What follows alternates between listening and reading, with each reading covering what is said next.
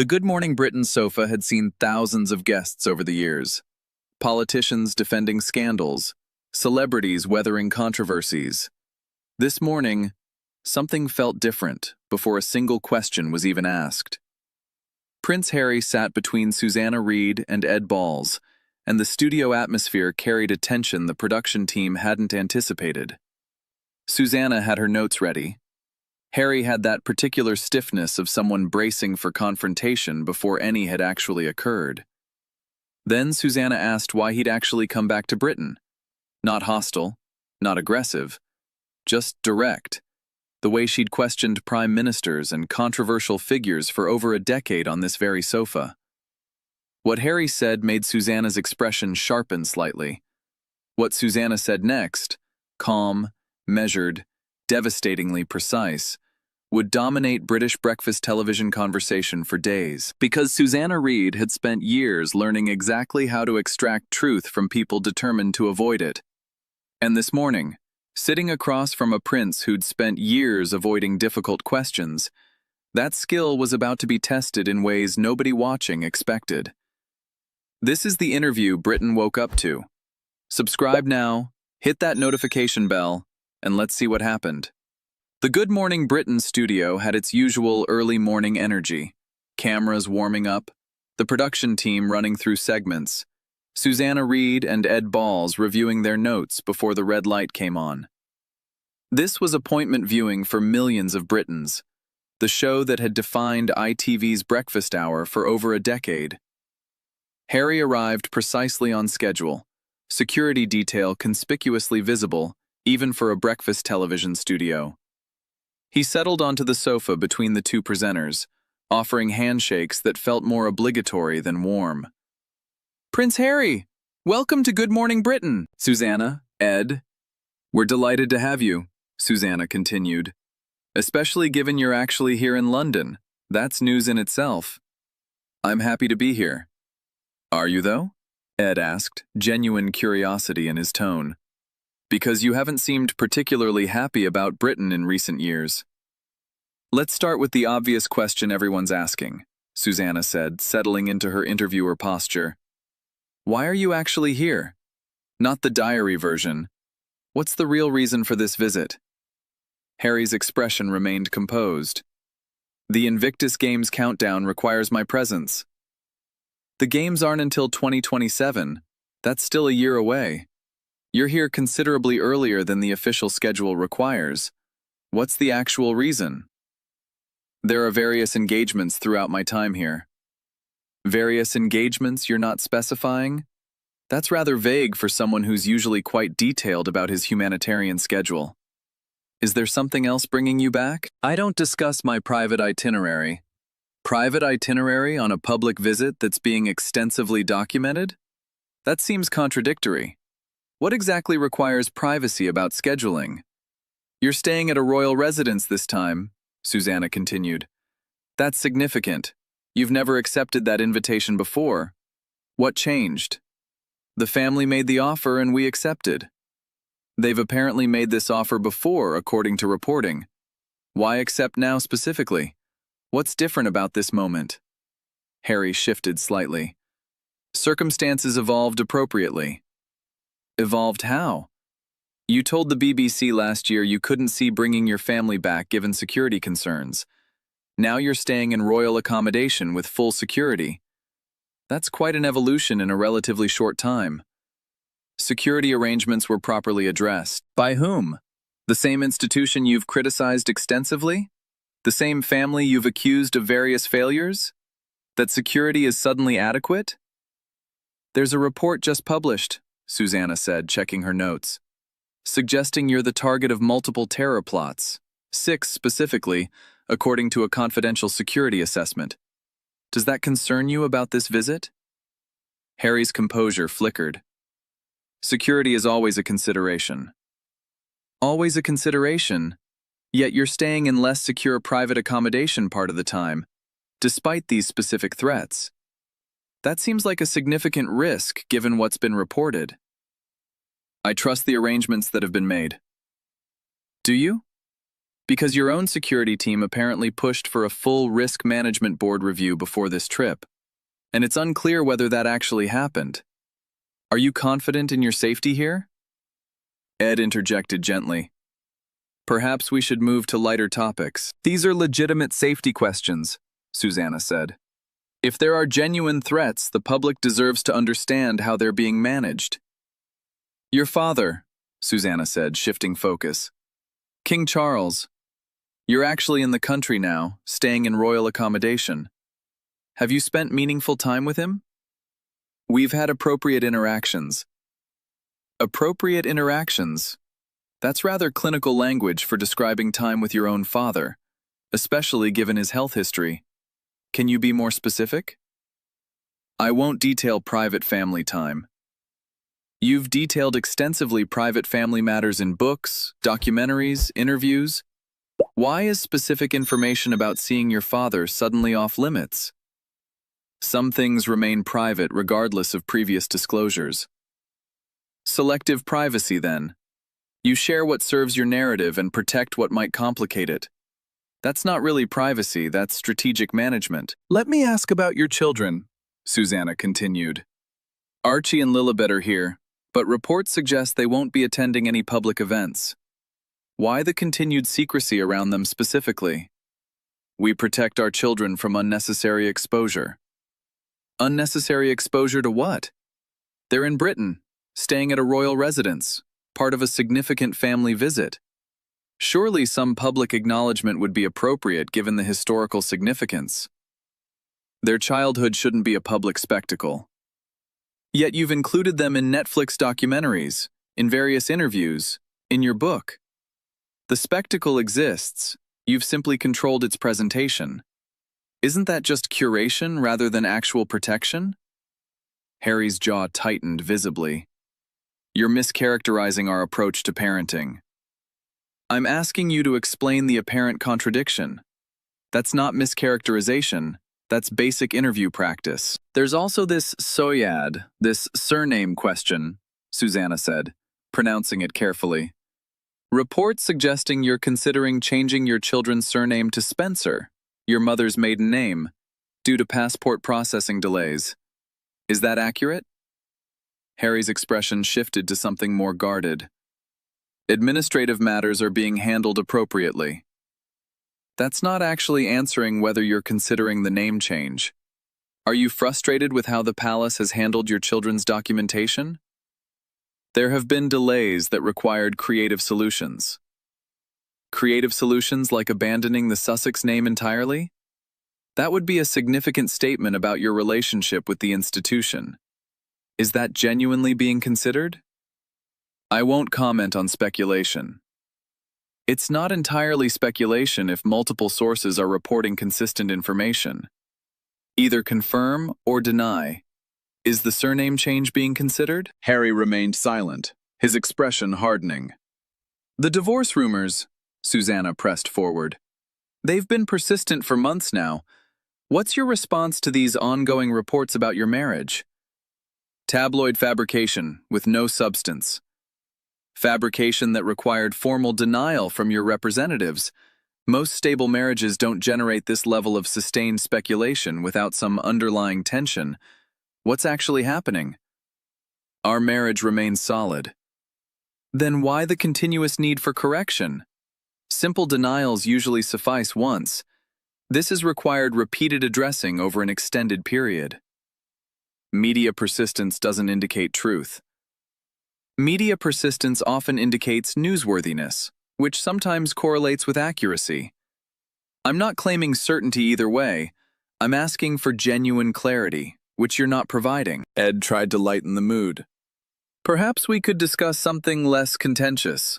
Your work with Invictus has been genuinely impressive. I appreciate that, Ed, Harry said, visibly relieved by the shift. But Susanna wasn't finished. We can return to Invictus, certainly. But first, I want to understand something. You've criticized British media extensively. You've criticized the royal institution extensively. You've criticized aspects of British culture and society. Yet you're here, staying in royal accommodation, seeking positive coverage from British media. How do you reconcile that? I've never criticized Britain itself. You've criticized virtually every British institution associated with your upbringing: the monarchy, the press, aspects of governmental security decisions. That's substantial criticism of British establishment structures. Now you want cooperation from those same structures. That seems contradictory. You're twisting my previous statements, Harry said, his voice carrying an edge now. I'm citing your previous statements. There's a significant difference between twisting and quoting. Your own words, documented extensively, create this apparent contradiction. I'm simply asking you to address it. My criticism was specific and warranted. Warranted according to your perspective, certainly. But specificity doesn't change the pattern. Consistent criticism of British institutions, followed by seeking their continued cooperation and hospitality. That's worth examining. You clearly have a predetermined narrative here. I have documented facts and reasonable questions. If those create an uncomfortable narrative, that discomfort exists in the contradiction itself, not in my questioning of it. I came here expecting fair treatment, Harry said, his composure clearly strained. This is fair treatment. Fair means asking legitimate questions about legitimate contradictions. It doesn't mean accepting whatever narrative you present without examination. That's not journalism. That's stenography. Every question has felt like an attack. Every question has been direct. There's a difference between attack and directness that I think you're conflating because you're uncomfortable with the specificity being requested. Ed attempted intervention again. Perhaps we're being slightly too... I'm being appropriately thorough, Susanna said firmly. This is Good Morning Britain. We ask direct questions of everyone who sits on this sofa, including prime ministers and controversial public figures. Prince Harry isn't exempt from that standard. I don't have to sit here and be interrogated, Harry said, shifting in his seat. You don't have to sit here at all. You chose this interview. You chose this format. Walking away from direct questions doesn't invalidate them. It simply confirms you're unprepared to address them honestly. This entire segment has been hostile from the beginning. This entire segment has been consistent with how we treat every guest who sits on this sofa. The hostility you're perceiving exists because you're accustomed to interviews that don't challenge your presented narrative. This one has, and that discomfort is producing your reaction. Harry stood up abruptly. I won't continue this. That's certainly your prerogative, Susanna said, remaining composed. But leaving doesn't answer the questions Britain is actually asking. Why the surname consideration? What's the actual relationship with your father? Why the contradiction between criticism and continued engagement with British institutions? Those questions remain, regardless of whether you're present to address them. You've been deliberately provocative. I've been deliberately thorough. Provocation implies intent to upset rather than intent to inform. My intent has been entirely the latter. Britain deserves clarity about someone who continues occupying significant public attention while remaining evasive about basic contradictions in his own story. Harry moved toward the studio exit. History will show who was reasonable here. Susanna's response was calm, measured, final. History will show a prince who couldn't answer basic questions about his own well-documented contradictions on live breakfast television. That's not reasonable avoidance. That's simply avoidance. The distinction matters. Harry left. The studio fell into a brief, stunned silence. Ed finally spoke. Well, that wasn't quite the segment we planned. Susanna turned to address the camera directly. I want to be clear about what just happened. Every question I asked was legitimate, documented, and directly relevant to ongoing public interest in Prince Harry's circumstances. The surname question, the security concerns, the contradiction between his criticism of British institutions and his continued reliance on them. These aren't invented controversies. They're existing public questions that deserved direct answers. She paused, gathering her thoughts. What we witnessed instead was someone unable to engage with reasonable scrutiny. That's revealing in itself. Prime ministers have sat on this sofa and answered harder questions without walking away. Business leaders facing genuine scandal have stayed and addressed difficult topics. A prince couldn't handle straightforward questions about his own public statements. Ed added his perspective. I tried to smooth things over a few times, genuinely hoping we could have a more constructive conversation. But every attempt at de-escalation just seemed to create space for him to avoid rather than engage. That's exactly right, Susanna said. Kindness and space don't help if someone's fundamental strategy is avoidance rather than honesty. Sometimes direct questions, however uncomfortable, are actually the more respectful approach. They treat someone as capable of handling adult conversation, rather than needing to be protected from basic accountability. She straightened in her chair. I have immense respect for what Invictus has accomplished for wounded veterans. That work matters enormously. But respecting good work doesn't mean exempting someone from reasonable questions about entirely separate aspects of their public life and statements. The footage aired that morning. ITV made no edits.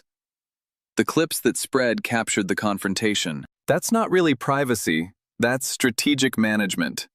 Either confirm or deny. Is the surname change being considered? That's not attack, that's directness. Walking away doesn't answer the questions Britain is actually asking. History will show a prince who couldn't answer basic questions about his own well-documented contradictions. That's not reasonable avoidance, that's simply avoidance. Harry's team released a statement calling the interview an ambush characterized by hostile questioning inappropriate for morning television. Susanna addressed the criticism directly the following day. Ambush suggests deception about the format or intent. Everyone who appears on Good Morning Britain understands we ask direct questions about relevant public matters. The surname speculation, the security concerns, the contradictions in his public statements, these were all previously reported facts I simply asked him to address directly. That's not ambush. That's basic journalism. She added, I've interviewed prime ministers facing genuine political crises who managed to stay and engage. A member of a family that spent generations training for public scrutiny couldn't handle 15 minutes of direct questions. That contrast speaks for itself. For Susanna Reid, the interview became another demonstration of what over a decade hosting British breakfast television had taught her. The ability to maintain composure and precision while asking questions that mattered, regardless of the guest's discomfort. For Prince Harry, it was particularly damaging. Good Morning Britain wasn't hostile international press. It was British breakfast television. Familiar territory, supposedly friendly ground for someone claiming to want reconciliation with his home country. Being unable to navigate straightforward questions from Susanna Reid, walking out on live morning television, exposed contradictions no publicist could fully manage afterward. But for the millions watching their breakfast television that morning, something else emerged. The contrast between Susanna's calm, persistent professionalism and Harry's escalating discomfort with basic accountability told its own story. Susanna asked about his surname considerations. Harry deflected. Susanna asked about his father. Harry offered vague generalities. Susanna asked him to reconcile his criticism with his continued reliance on British institutions. Harry walked out entirely. And in that departure, in that inability to simply answer direct questions about his own well-documented circumstances, everything anyone needed to know about the gap between narrative and accountability became impossible to ignore. Some people can handle direct questions with grace. Others prove they have no genuine answers at all. Susanna offered straightforward professional journalism. Harry couldn't withstand it. British breakfast television had asked the questions Britain actually wanted answered. Harry chose departure over honesty. That's the whole story. Over a decade of British breakfast television, prime ministers who stayed and answered harder questions, and a prince couldn't handle 15 minutes of direct accountability. What does that tell you about the difference between narrative and truth? If you want more content that recognizes when directness reveals what deflection couldn't, subscribe, turn on notifications, drop a like, share this with someone. They need to see what happens when basic questions become unbearable. More directness, more clarity, more of what a decade of breakfast television teaches you about separating narrative from truth. Stay with us.